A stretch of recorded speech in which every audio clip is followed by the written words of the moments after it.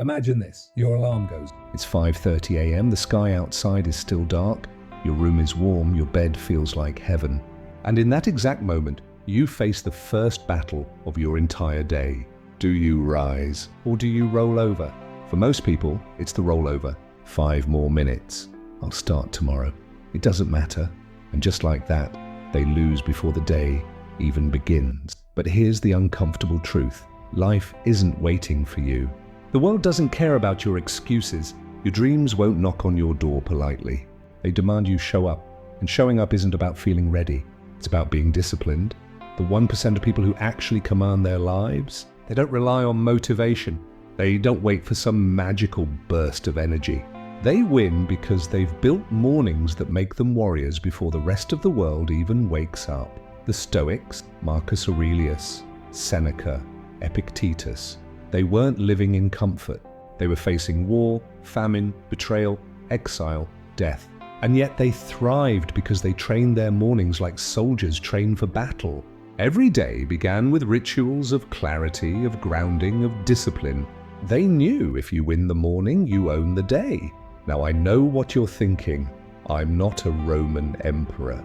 I'm just trying to survive college, or work, or paying rent. But that's exactly the point. The modern world is no less brutal. It doesn't look like spears and blood. It looks like constant distraction, endless scrolling, fake urgency, comparison, burnout, and 1,000 little voices pulling you away from your best self. If you don't take control of your mornings, the world will take control of you. And you'll spend your life reacting instead of leading.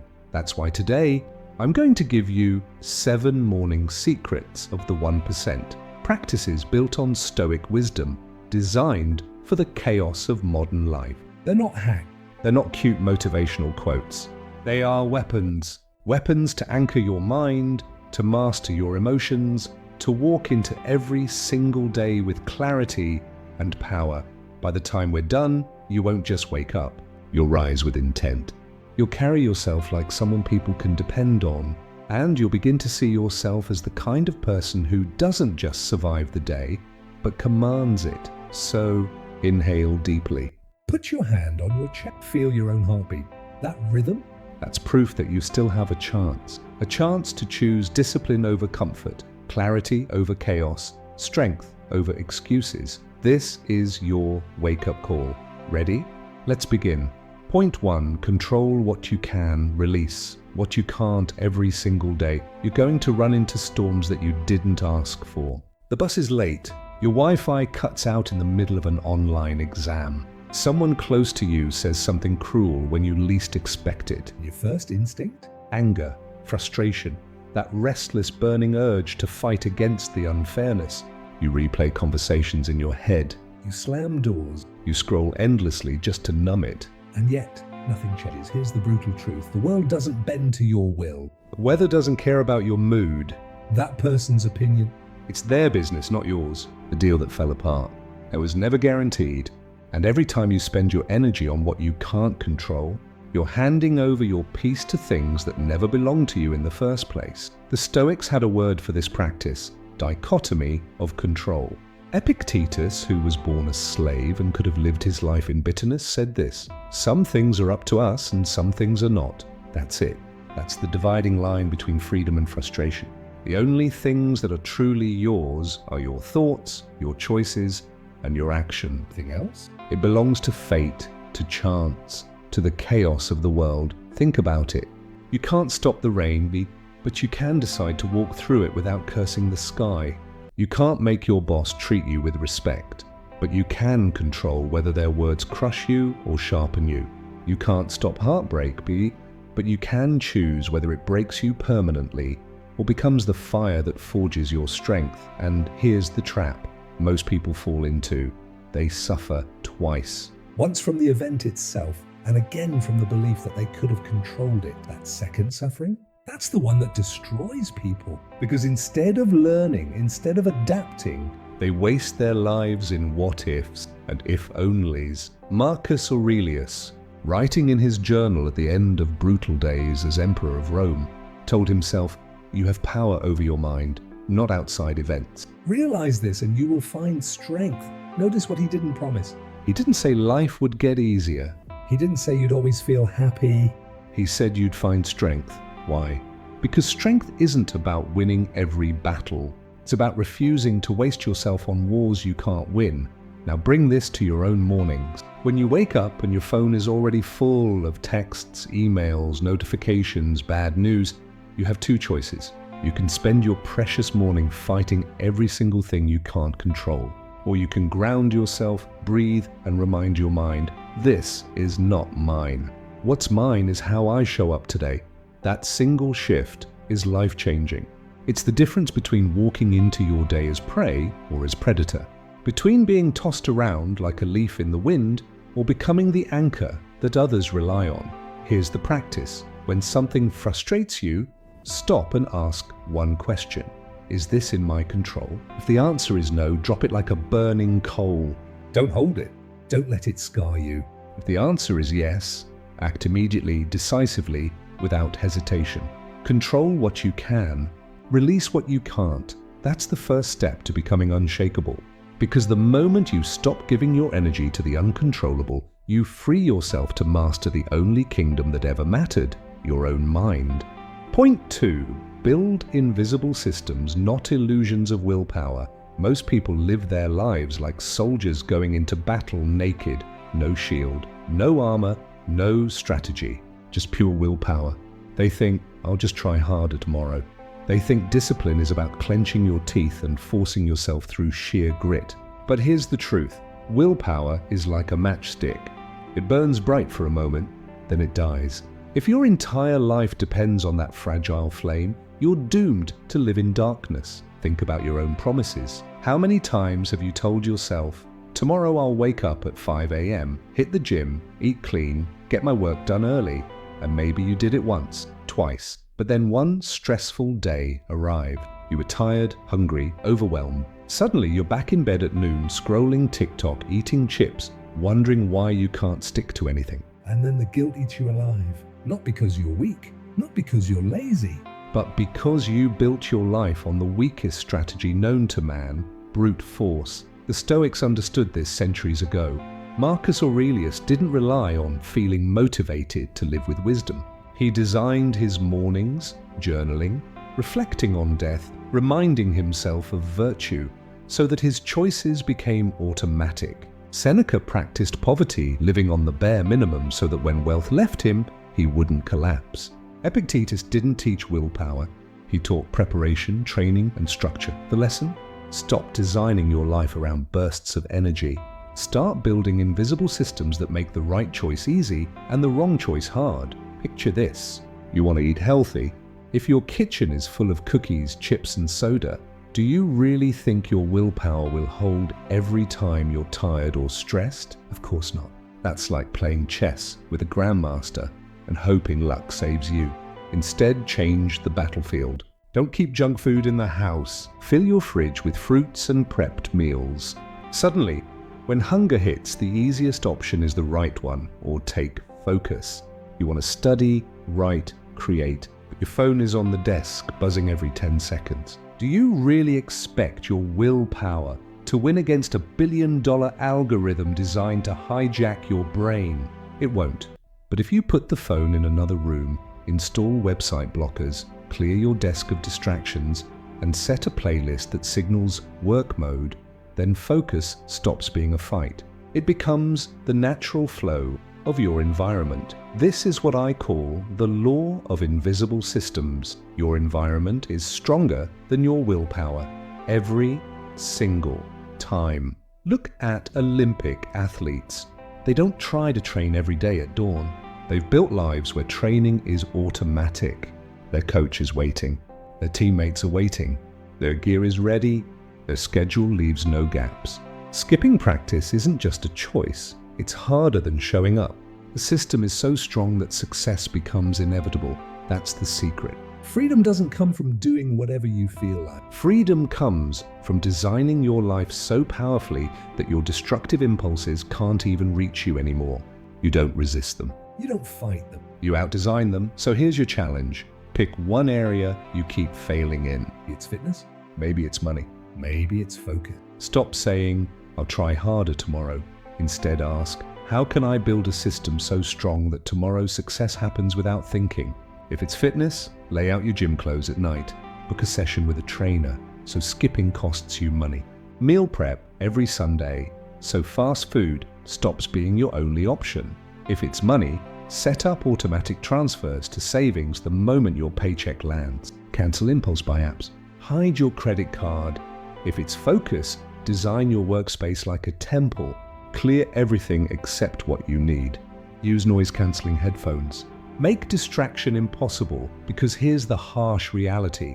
Most people fail not from lack of discipline, but from living in environments built for failure.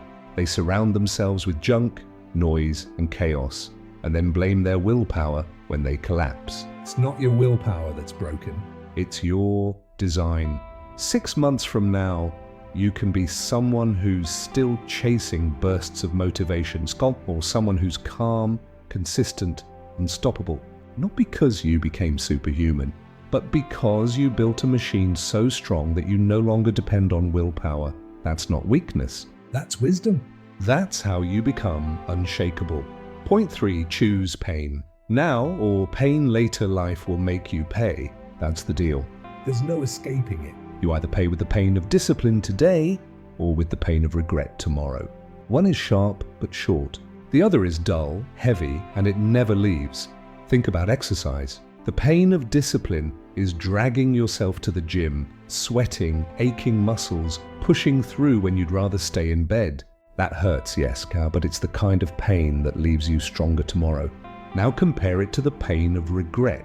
Being 40, 50, 60, wishing you had taken care of your body, living in constant discomfort, dependent on pills. Pain doesn't make you strong. It chains you. The same rule applies everywhere. The pain of saving money is saying no to the impulse buy, cooking at home instead of ordering out, delaying instant pleasures. But the pain of regret is being broke when an emergency hits. It's staring at an empty bank account when opportunities knock. That pain doesn't fade. It deepens. Even relationships follow this law. The pain of discipline is being honest when it's hard, having difficult conversations, setting boundaries. But the pain of regret? It's losing people you love because you avoided the truth. It's years of silence, distance, and what if. The Stoics understood this. Epictetus said 2 words should be kept ready at hand: endure and renounce. Endure the sting of discipline now. Renounce the cheap comforts that steal your future, because one way or another pain will come. The only choice you have is which kind you want to live with. Picture 2 versions of yourself. One wakes up early, works out, reads, learns, invests, faces fear. That version suffers, yes. But fast forward 10 years, they are strong, free, respected, unshakable. The other version sleeps in, avoids effort, chooses comfort every time. That version also suffers. But fast forward 10 years, they are weak, bitter, and haunted by 1,000 missed chances. Here's the trap. In the moment, comfort feels like relief. You skip the workout and it feels good. You overspend and it feels good. You avoid the tough talk and it feels good. But hidden inside every cheap comfort is a seed, and that seed grows into regret. And regret is the heaviest weight a human soul can carry. Ask anyone at the end of their life what hurts the most. It's not the things they did that cause short-term pain. It's the things they didn't do. The book they never wrote, the love they never confessed, the risks they never took. That pain is permanent. So what's the practice? Every morning, remind yourself there are only 2 pains. One makes me stronger. One makes me weaker. Which one do I choose today? If it's fitness, take the short pain of sweat over the long pain of regret. If it's money, take the short pain of discipline over the long pain of debt. If it's learning, take the short pain of focus over the long pain of ignorance. If it's relationships, take the short pain of honesty over the long pain of loneliness. Discipline hurts, but regret kills. The truth is, life will always demand a price. The only freedom you have is choosing the currency: effort or regret, sweat or sorrow, discomfort now or despair later. So when you feel that resistance, when your body says stay in bed, when your mind says skip it, when your fear says hide, Remind yourself this isn't just about today. This is about 10 years from now. And 10 years from now, you'll either be grateful you embraced the pain or broken by the regret that you didn't. Choose wisely, because both paths hurt, but only one path leads to strength. Point 4, build unshakable self-trust. Let me ask you something. How much do you trust yourself? Not how much do you trust your friends or your family or your boss. I'm talking about you. Do you believe yourself when you say, I'll wake up early tomorrow? Do you actually follow through when you whisper, I'll stop wasting time and start working? Here's the harsh truth, most people don't. They break promises to themselves every single day. They say they'll wake up early, but they hit snooze. They say they'll start the project, but they scroll instead. They say they'll eat clean, but end up binging. And every time you break that promise, you don't just lose time, you lose trust in yourself. Think about it. If you had a friend who constantly broke promises, would you respect them? No, you'd stop believing a word they said. And that's exactly what happens internally. You stop believing yourself. That's why so many people feel powerless. It's not because they're weak, it's because deep down they know they can't rely on their own word. But here's the good news. You can rebuild that trust. You can make yourself unshakable. And it doesn't happen through motivation. It happens through discipline. The Stoics lived this principle. Marcus Aurelius wrote to himself every morning, not because he needed inspiration, but because he needed accountability. He reminded himself, today I must rise. Today I must act as a human being. Today I must live according to reason. He didn't write it for the world. He wrote it to keep his own word to himself. Building self-trust is like building a muscle. It grows with small, consistent reps. Every time you say, I'll do this, and then do it, no matter how small, you cast a vote for the stronger version of yourself. Wake up at the time you set, that's 1 rep. Drink water instead of soda, Another rep. Finish the task you promised yourself. Another rep. Slowly, those reps add up, and you begin to see yourself differently. You begin to believe yourself again, and when that happens, something shifts. You stop needing external validation because your own word becomes enough. You stop fearing failure because you know you'll show up again tomorrow. You stop feeling lost because your own discipline becomes your compass. Now imagine the opposite, the life of someone who never builds self-trust. Every day they say one thing but do another. Every day their inner voice grows weaker, smaller, easier to ignore. And when life hits hard, when tragedy strikes, when pressure mounts, they crumble because they've never proven to themselves that they can stand strong. But the person with self-trust, The disciplined one. they can walk into chaos and remain steady. They can lose money, face heartbreak, deal with betrayal, and still move forward because they know one thing. I keep my promises. I don't abandon myself. So how do you start? Not with giant leaps, but with tiny, unbreakable rules. Maybe it's waking up on time. Maybe it's reading 5 pages. Maybe it's taking a 2-minute cold shower. The size doesn't matter. What matters is this. When you say it, you do it. Period. No excuses. Over time, these little promises stack into something powerful. They become your foundation. Your confidence won't come from hype or compliments. It will come from something deeper, knowing that you are solid, that you don't betray yourself, that when you commit, you deliver. And that's the kind of power nobody can take away from you. Money can vanish. People can leave. Health can fluctuate, but self-trust, That's permanent. that's armor. So next time you're tempted to hit snooze, skip the workout, or break your word to yourself, remember, it's not about comfort, it's about identity. Every small decision is a contract with your future self. Keep breaking it and you'll live with regret. Keep honoring it, and you'll become unstoppable, because the truth is this. The most powerful person in the room isn't the loudest, the richest, or the strongest. It's the one who can look in the mirror and know, I trust myself. Point 5, protect your morning from the world. Here's a question nobody asks. Who do you let into your mind first thing in the morning? For most people, it's strangers. Think about it. The second their eyes open, they grab the phone.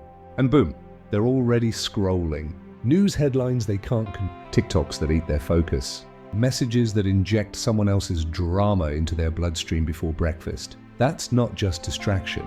That's self-sabotage, because the truth is this: your mind is soft in the morning, wide open like wet cement. Whatever you pour into it first, that's what hardens.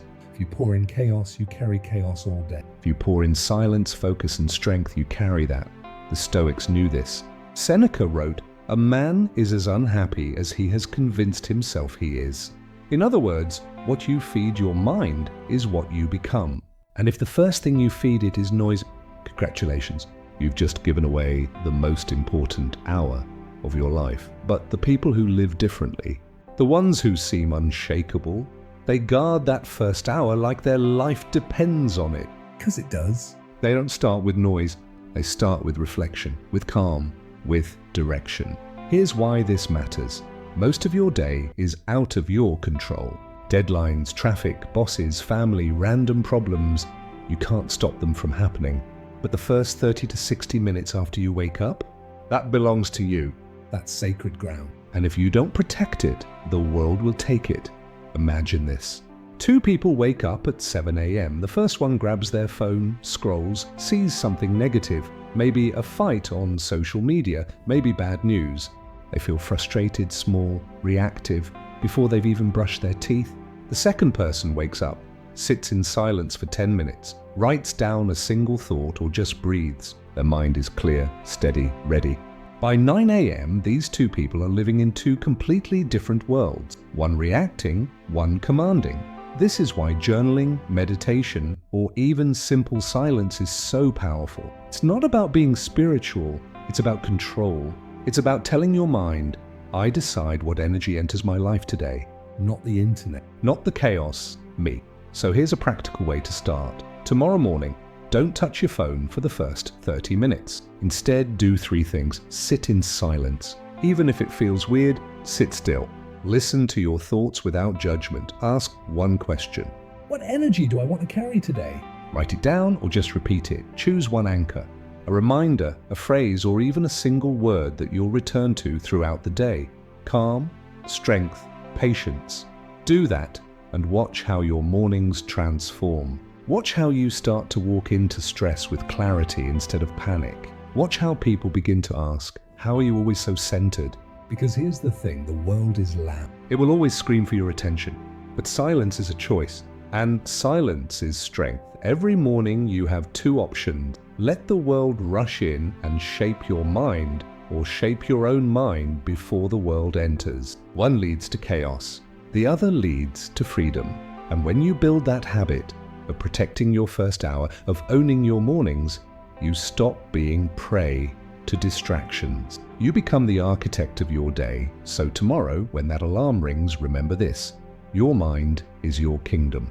Don't hand over the keys to strangers. Protect it, guard it, lead it, because the truth is simple. If you don't own your mornings, you'll never own your life. Point 6. Move the body to activate the mind. Let me ask you something. What's the first thing you do when you wake up? Do you stay in bed scrolling for just 5 minutes that somehow turns into 30? Or do you drag yourself half asleep to the kitchen, already feeling heavy before the day even starts? Most people don't realize this. Your body decides your mind's energy. If your body stays lazy, your mind stays foggy. If your body wakes up strong, your mind follows. The Stoics understood this thousands of years ago. Marcus Aurelius asked himself, is this what you were made for? To huddle under the blankets and keep warm?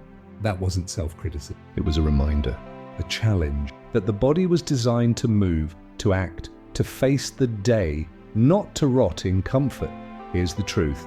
You don't need a 2-hour workout or a perfect fitness plan to change your mornings. You need momentum, movement, action. Why?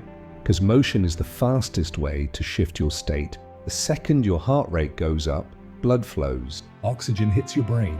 The fog lifts, your energy spikes, and something inside you wakes up. That voice that says, I'm alive. I'm ready. Let's go. Think about it. How many mornings have you wasted because your mind told you, I'm too tired? But the moment you forced yourself to move, even just a quick walk, a few push-ups, a stretch, suddenly you weren't tired anymore. You weren't drained. You were sharp, awake, That's not motivation. That's biology.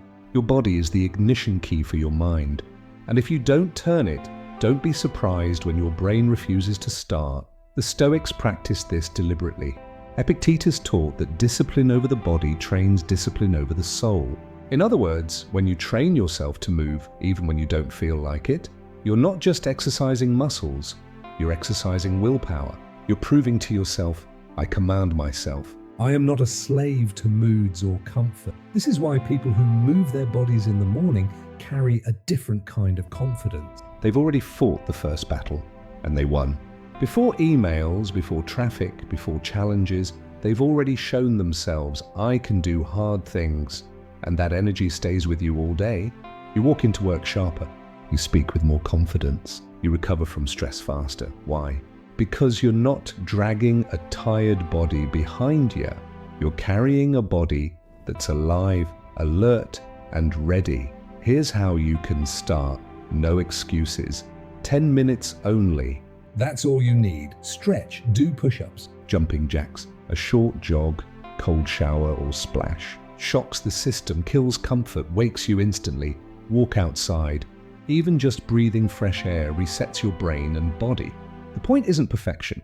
The point is momentum. If you can train yourself to move when it's easier to stay comfortable, you're already living differently than 99% of people. And here's something nobody tells you. When you train your body every morning, you're not just building strength for the gym.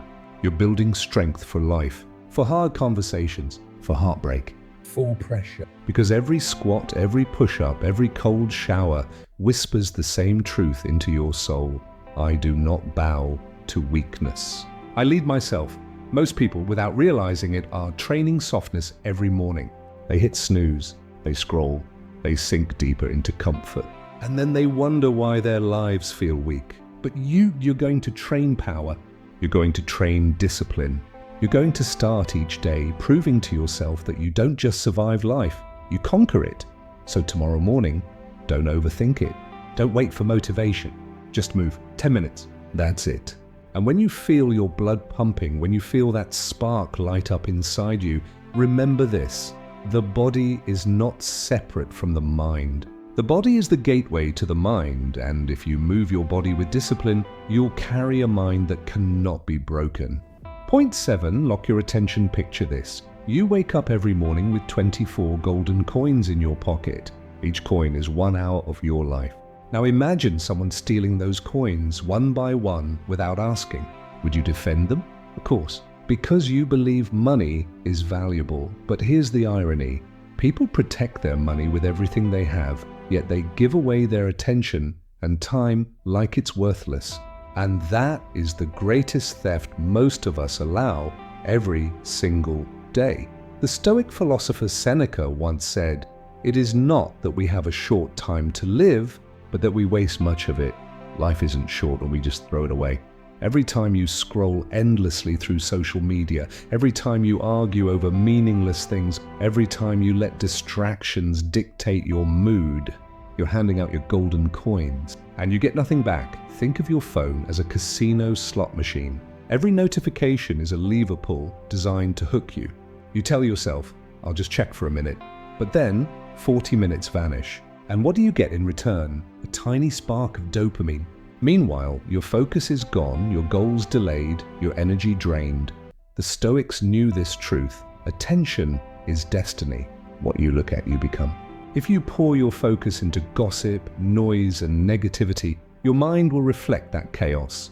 But if you guard your focus, investing it in growth, discipline, and learning, your life will take that shape.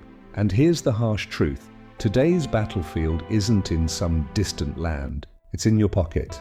The warrior who wins is the one who can defend their attention. So how do you protect it? Guard your mornings. Don't let your phone be the first voice you hear. Give those first sacred minutes to yourself, to journaling, meditation, or even just a deep breath. Kill notifications. If everything is urgent, then nothing is. You're either the master of your time or a slave to your device. Deep work blocks. Give yourself 2 to 3 hours every day of uninterrupted focus on your most important work. Those hours are where your breakthroughs are born. Digital fasting. Take a few hours without it, or even one day a week, so without screens. Taste what real freedom feels like. These aren't life hacks, as they're declarations of power. My time is my kingdom. And I decide who enters.